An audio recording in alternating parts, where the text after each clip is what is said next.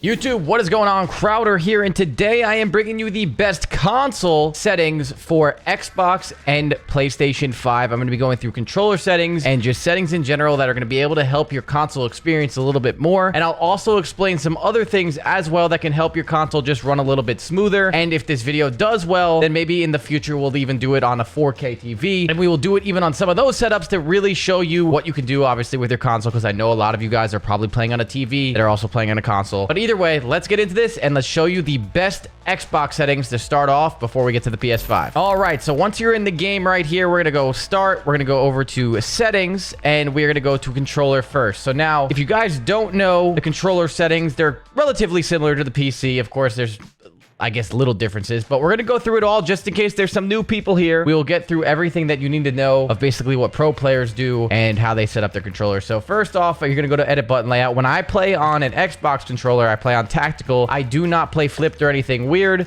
because the way the Xbox controller is, I just like having it shoot actually with the triggers. When I'm on a PS4 controller or I'm on a PC, I actually do play flip. So that's a little bit different when I play on console, even on the PS5. And as you go down, I always have vibration off for this. And then dead zones right here. This is where you're going to be looking at your dead zones. And this is very, very important, especially for console and movement and everything that you kind of need to do. So the left stick minimum is going to be your first dead zone we talk about. So right here on your screen, if I go to this test stick dead zone right here, and I start moving this, you can see the LS stick, that left stick kind of goes there. And right now, the minimum is very, very small that you can't even see that red circle. But if I turn it off and I go all the way to 24, you can see how big that red ring gets, right? So basically what the left stick minimum is the responsiveness of when you use that left stick to basically actually start getting it to respond to you. So you want to have that as low as possible. Of course, there's going to be stick drift, so I would recommend starting at 5. If you don't have any stick drift, go to 4, 3, 2, and then basically get your best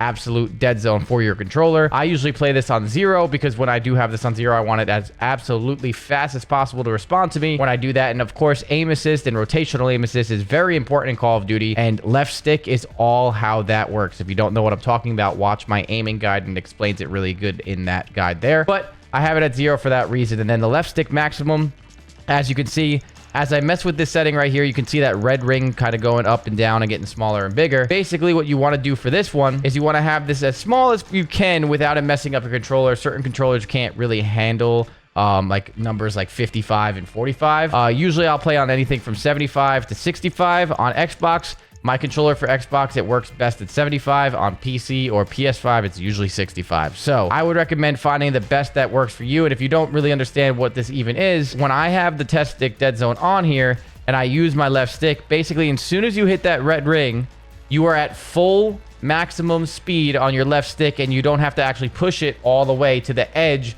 where your stick is hitting the edge. And why that is good is when you're using automatic tactical sprint, or you're using your strafe speeds left and right, and you're trying to be mobile, you want to hit the fastest speed you possibly can have at a less of a time, because you want to be strafing faster, you want to be moving faster, you want to get that auto tactical sprint faster, and that is going to help you feel a lot smoother when you were playing Call of Duty. So I recommend having that at 0-ish, 75, and then the right stick minimum, very similar to the left stick, but when you guys understand the aiming side of things, left stick is all rotational aim assist and strafe, and it is very important in your aim. And your right stick is recoil control, and it's going to be tracking. And you don't want your right stick to be way too delayed where it's over here, because that's just going to feel really funky. And especially because you already have a little bit of input delay on a console compared to PC players, right? Your right stick dead zone is very important. And what I would recommend doing again is starting around 6 or 5 and going down until you do not have stick drift to the absolute lowest that you can get, so you have the most response time on your right stick as well. Normally, I play on 3. My Xbox controller specifically is actually best on 6. I don't have a very new Xbox controller. I usually play when I play on console. I mainly play on PS5. I mess around with Xbox too because I actually do love the Xbox controller. But either way, I would recommend kind of going from that and figuring out what is best for you. And then if you go down here to right stick maximum, do not touch that at all. Don't even need to explain that. Just do not do that. It is not going to help you in any way. You don't want to kind of have that inconsistency with that right stick. And then the left trigger and the right trigger, I'm going to have at 1 and 1 or 0 and 0, depending on whatever you care about. I have it on 0 and 0 on PC, so I have it 0 and 0 here. And those are the controller settings that you must be using when you are playing on an Xbox or a PS5. Let's go over to your aiming settings. Okay, so now aiming settings when I am playing on Xbox or PS5, I would recommend anything from 6.6 to 8.8 And I would not recommend really an ADS multiplier too much, but if you do play on, say, 6.6, most of the professional Call of Duty players in the CDL or even pro Warzone players are some of the best, usually play around 6.6, 7.7, or 8.8. A lot of this is preference, and if you have something that you're just really good on 13.13 or 20.20, then hey, go for it. It doesn't really matter. But if you are trying to find the sensitivity that works for you, what I would recommend to start with is horizontal stick, and that is at 6. Then I would make the ADS multiplier at 0.8. So basically, if you do 6 times 0.8, that is the sensitivity that you would get while you are aimed down sight. So you kind of feel like you're locked on. And in Warzone specifically, that's really nice because you take a lot longer of a ranged gunfights in Warzone compared to like CDL and multiplayer and MW3. So if I was playing multiplayer, I would definitely not really do this multiplier. But if I'm playing Warzone, I try it out and see how I like it. And you can kind of get crafty with this too. If you like, you know, being really, really like fast from the hip, but you really want to lock on when you're obviously kind of aimed in and you're taking those longer range fights, you could do something like 10-10 and then go to like 0.6. So you're locking in at 6, which is still a good sensitivity, but you're playing from the hip at 10. So you can get crafty with this and kind of find the best of the best for you. Again, normally I just play on 7.7, and I feel like 7.7 with the 1 ADS multiplier is the perfect sensitivity to keep up with slides, the fast movement, but also be able to kind of control it at that long range. So that's what I'm playing on. I don't do anything to the sensitivity multipliers, none of that.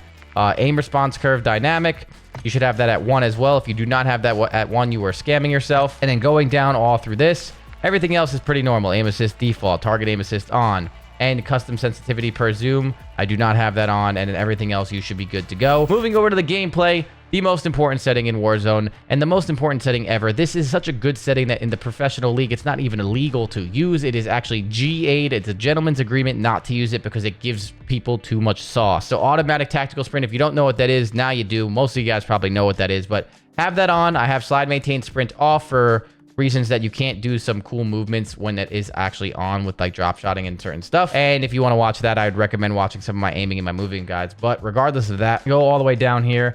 Tactical sprint behavior should be on single tap to run. Just in case your tactical sprint is bugging, all it takes is 1 click in instead of 2 to actually get that tactical sprint, and it's going to help you out a lot. And then all of this should be off. So you should have grounded mantle off on the airborne mantle, and then off on that. I have made videos before saying that you could have grounded mantle on. If you have grounded mantle on, you're probably an absolute demon that's trying to do those ledge jumps that I've talked about in so many other videos before. Most of us don't need that. It's going to get you killed more than it's actually going to help you get kills yourself. So I would recommend just having that off. If you want to go absolutely demon mode and you want to put that grounded mantle on and start doing those ledge jumps where you kind of like climb it up and then jump off there, go for it. I don't recommend it for almost anyone that's playing. And then going through all these settings here, I think at this point in Warzone, with how advanced it's become and how easy hybrid is actually to understand, it is a very easy setting to get used to, and the dive is also very important in Warzone. So slide only at first was really, really good. I think hybrid is now worth it. And the way I'm going to explain this is this. You can see on this right here, it says tap the slide. So there's no delay on the slide. So when you're doing the slide cancel, it's going to help you. And then tap while holding sprint input to dive. So all that means is if you want to dive, you hold your left stick in, you click your left stick in, you hold that left stick in, and then you hit your slide button and you will actually dive. So if you're just using automatic tactical sprint and you're not clicking in, you'll slide cancel. If you click that left stick in, you will actually dive. And once you get used to that, pretty easy to get used to. It is a very, very helpful just behavior in this game to kind of get used to. So I recommend that. And then going through all of this stuff, nothing too crazy when it comes to any of this. Like you can kind of get away with a lot of this, just like not, you know, nothing too wild for yourself here. And then tap to reload is something that I would definitely recommend only on multiplayer. If you were playing Warzone, prioritize to interact is going to help your looting. And then you want to have that as apply all, which is armor plate behavior as apply all. So when you start applying plates, you're applying until you're full health or until you hit triangle or Y to stop that plating animation. And then everything else, super, super easy. And that's about it when it comes to the gameplay settings and the controller settings. Now let's go to your graphics. Graphics for the consoles. On-demand texture streaming, I have minimal. And if I show you more, it's just going to show you that right there. And then going through all your blurs off, your film grain off, your depth of field definitely off. Do not play with this on. And then the fidelity cast, I have that on and I have that at 90. It's just going to make it sharper so the game looks a lot clearer for you. And then it's sustainability, I have efficiency. I do have 120 hertz refresh rate on because that is very important, especially if you were playing on a next-gen console and you have a monitor and or TV that supports 120 hertz. You definitely want to do that, and we'll kind of get to some of that information here in a second in the Xbox actual settings to help you out there. And then field of view, I play on field of view at 110. On console, I play on 110 too. You could also do 120. I feel like sometimes on console that just feels a little bit weird. I've played on 120 plenty on PC, but I love 110 on PC, and I like it even more on console, to be honest. So I would recommend 110 for that. Affected, and then weapon field of view. Weirdly enough, I play on wide on console, but when I play on PC, I keep it default. I'll probably switch those. I like it wide on console, just makes the gun a little bit smaller, and to be honest with you, this setting it's not the end of the world either way, because it's just how your gun looks when you were just like holding it. It's not a big deal either way on that side. So you can use that how you'd like it. I just keep it on wide in console, and I have it a default on PC. And then your camera movements, you definitely want those at least at 50%. And then inverted flash playing, on, off, it does not matter for that. That's like all preference. And then brightness here, I have mine at 56 on this, just because the way the console and the monitor kind of line up. I have it to a little bit brighter. Now, depending on the TV that you have or the monitor that you have, this is going to change depending on how bright your actual monitor is, your settings, and some of the other stuff. If you really do want to get to the nitty gritty of that, I would recommend looking up the best monitor and or TV specs or settings for that specific model of whatever you have to really lock in the best picture that you can kind of get, because there's a lot of experts out there that do really cool reviews on that stuff. And then the safe area, I would recommend bringing this all the way in narrowly, so your mini map is not all the way on the top left of your screen. It is closer to the center of your screen, especially you guys that are playing on a TV. Make sure that mini map is closer to the center of your screen, because that is the information guide to where people are, where the precisions are, where the enemies are, where the red dots are, where the zone's going, where you're rotating, where you need to go, which buildings and cover, and all of that stuff is on the minimap. You need that for information. You want that closer instead of, especially if you're looking on a big TV. If I'm looking at the center, I don't want to have to go up and to the left to look and then come back down. I just want to be able to do a quick little eye movement and then right back to the center, so you're back in the action, locked in. So that's why I have that safe area there. And then the audio settings, moving on, audio mix soundbar. When I play console, I use soundbar, and then everything else is pretty normal. Show more here, I have all that turned off. And then you can see I have the effects volume at 100, dialogue at 50. And then scrolling down, there's nothing too crazy else, where for this, settings on that, it's just going to be pretty normal. And then last but not least, very important stuff in this one, is the interface settings. You are going to go down to color customization, and if you want your game to look better, you want to go to HUD color palette. I have my enemies on pink instead of red. I think red blends in. I think pink stands out more. That is why I have that. If you don't do this and you tend to kind of get lost in the sauce with some of the pings, and maybe you just want to try something else a little bit different, try it out and let me know what you guys think. I actually think this helps me a lot, so I really, really like that. And then, of course, you can get even more customized. Like, you can have some more customization when you were doing this. But now, if you have squad member, if you have your enemies at pink, your squad member also being number 4 at pink, you can change this color to kind of whatever you want. You can make this like a red.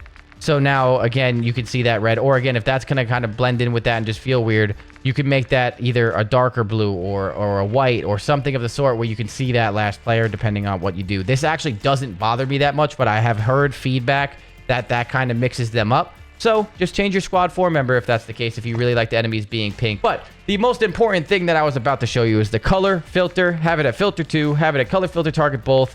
Color intensity, interface intensity at 100. And then other than that, you go scroll down here. Very simple stuff. Your crosshairs, I have mine at static. I have my center dot on for centering reasons. And then the center dot scale, I have a default if you want it bigger, so you can kind of focus on the center of your screen more. Try largest, try larger, and see what it helps you. But either way, it's very simple stuff. And then going down all through this, nothing else is too crazy here, and you are good to go. So that is going to be all the settings for Xbox. Those are identical on PlayStation 5 as well. But now let me show you some console stuff that I'm going to explain to you guys that might help you out a little bit. Let's go. Okay, so what I mean by that is you're going to hit your actual start button here. You're going to go to your settings, and then you're going to go to TV and display options. So now TV and display options right here. You click this in, and on your display here, depending on the monitor you have or the TV you have, a lot of this is going to be different. The reason why I'm showing you this is because I'm going to explain some stuff that might help you.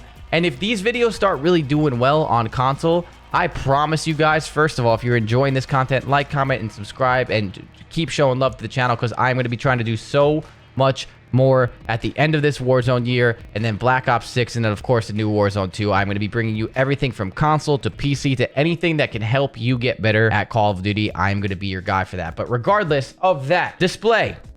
resolution, refresh rate, and all this stuff. If you are playing on a 4K TV, one of the biggest things that a lot of people, including myself, by the way, did not even realize for a while or don't realize is you need an HDMI 2.1 cable to get to where you want to get to, especially if you have a 4K TV. If you go to 4K TV here right now, I'm not playing on a 4K monitor or a 4K TV. It says your TV setup doesn't support 4K UHD at 60 or that. If you know that your TV supports 4K at 120 and 60, you know for a fact, you're probably using the wrong HDMI, or a lot of TVs and monitors have a specific port on them that is an HDMI port that actually supports the HDMI 2.1 where the other slots actually don't. So there's going to be a certain HDMI port that you should be using with your HDMI 2.1. But regardless of that, most of you guys should know that stuff. And again, if you want to see more of that stuff, I will get a 4K TV that I think I have outside. I will bring it in this room and I will do these videos of that just to relate to you guys on the sense of being on TVs more, just to help you guys out. But either way, have your resolution at whatever you want to have it at. Get your refresh rate also up to 120 hertz. And again, that HDMI is going to help you out a lot. And then everything else is pretty normal. If you go to your video modes here, if you're on a TV, you can have allow auto latency mode on. You should definitely have that on when you are playing. It is going to help you out a lot and your game feels smoother. And then variable refresh rate, I have mine as always on. You can have it on that because when you are playing, you want to have the most refresh rate that you can, and sometimes the game's not going to be able to handle it. Even on a $5,000 PC, sometimes Warzone can't handle the frames, and that therefore you want it to actually be able to like kind of drop and then come back up and all of that stuff too. So have variable refresh rate on, have that auto low latency mode on if you do have that, and then everything else for your settings should be good to go. And yeah, that is everything for Xbox. I'm going to show you some PlayStation stuff, and then I'm going to wrap up the video. Let's go. All right, so now we are on our PS5, and really quick, I'm just going to run through the controller settings one last time, just in case you skipped to this video and you just skipped over the Xbox stuff. I went a little bit more in depth on dead zone explanations and so on and so forth in the Xbox section, but I'm going to run through these because I know PS5 controllers are a little bit different than Xbox controllers. And of course, I'm using the PS5 Battle Beaver, the Crowder Battle Beaver right here. I am going to be able to do some fun stuff with this controller that the Xbox controller that I currently have right now kind of just wasn't able to do. So they are going to be different settings, funny enough, but it's going to be all the same explanation. And then everything else, graphics wise and aiming wise and gameplay wise, that's all going to be the same. So I'm going to run through these controller settings really quick, and then I'm going to show you some cool system stuff that could probably help you out, and then we are going to wrap this up. So on the controller settings here, I don't play on flipped again. I only play on flipped when I play on PC on a PS4 controller. So I play on tactical. And then if you go down here to your dead zone inputs, I play left stick minimum of 0. Now on Xbox, I had it at 75. Here, I'm going to have my maximum at 65 because this controller is just a little bit better. Honestly, I can probably get this lower to 55 with how awesome this controller is. And I actually wish I used this controller on the PC still, but just in general, on a day-to-day basis, since I play so much PC, the PS4 just feels a little bit better in my hands right now. And then the right stick minimum, I have at 3.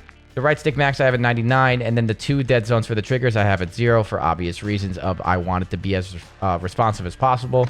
Going over to the aiming, I play on the same sensitivity across all 3 PC, Xbox, and PS5 platforms, and nothing's going to change here. Aim response curve is also going to be dynamic, and then on the gameplay side of things, auto tactical sprint on, tactical sprint behavior on tap to run, and slide and dive behavior on hybrid. So that is going to be everything when it comes to the settings. If you want to see the audio, it's the same stuff. Soundbar is going to be there. Nothing is going to change. All the settings on the Xbox will be the same on PS5. But the thing that will change, since you're not playing on the Xbox and you're playing on the PS5, there is some things that you can do to your console stuff that will help your game, and I'm going to show you right now. All right, so if you go to your console and you go to your settings and you go down to screen and video, you are going to see your video output stuff, your screen stuff, everything right here, right? So once you go here, you can kind of check of your current video output signal if you want to check what you're doing. Right now, I'm in 1080 through that. That's just what I am doing at the moment. If you go down to the resolution and all that stuff, depending on the resolutions of your TV and so on and so forth, you can go there. Again, if you're enjoying this video and you guys want more of this stuff, and especially if you want to try and just like have like the relation to the TV, I'm down to do it. I'm down to do it for you guys, but I've said that too many times this video. I'm sorry. And then outside of that, your VRR, which is the refresh rate, you want this to be depending on your TV. So right now I have that on automatic. Warzone is a supported game, so technically you don't have to apply this to unsupported games. It does not really matter when it comes to that. Either way, I have that off, and then I have my 120 hertz output on automatic right now. And then the ALLM, this is something where if your TV supports the latency mode, you have to have this turned on, and then your video transfer rate with everything. And again, if you know that your TV supports this, or you know that you have a TV that it's not making too much sense, please make sure you have an HDMI 2.1 cable. I felt so silly when I didn't have one myself a while back, and it all made sense. And at first, before I started doing a lot more research and everything else, I was not very good at this stuff, and now I've gotten way better at it. So again, HDMI 2.1, and also when it comes to TVs too, some of them do have a game mode, and that is going to be helpful to do. I'm pretty sure I have a Samsung QLED TV that's like meant for gaming, and I want to say that has the game mode too. That helps it tremendously. So make sure that you have the 2.1 cable and make sure it's in game mode, and everything else from this, that's really all you need to do. And then if you back out here and you go back to your settings and you go down to save data and game app settings, and you go to your game presets, you want your performance mode or resolution mode. You want this on performance mode, not game default, not resolution mode. I have it on performance mode. It is going to help you a lot just to have the game feel better, and definitely not in resolution mode for that as well. So once you have all of this set up, and those are the little settings and tweaks that you've made, this should help you run as best as possible when it comes to playing on the Xbox and the PS5, and just overall the best controller settings and so on and so forth for Warzone. So if this video helped you, like the video, subscribe to the channel. Let me know what you guys think about the TV stuff, because I'm curious to see what you guys really think, or if you just don't really care and I just won't do it. But either way, I appreciate you guys watching. Hopefully I was able to help you out today, and I will see you guys all in the next video. Peace.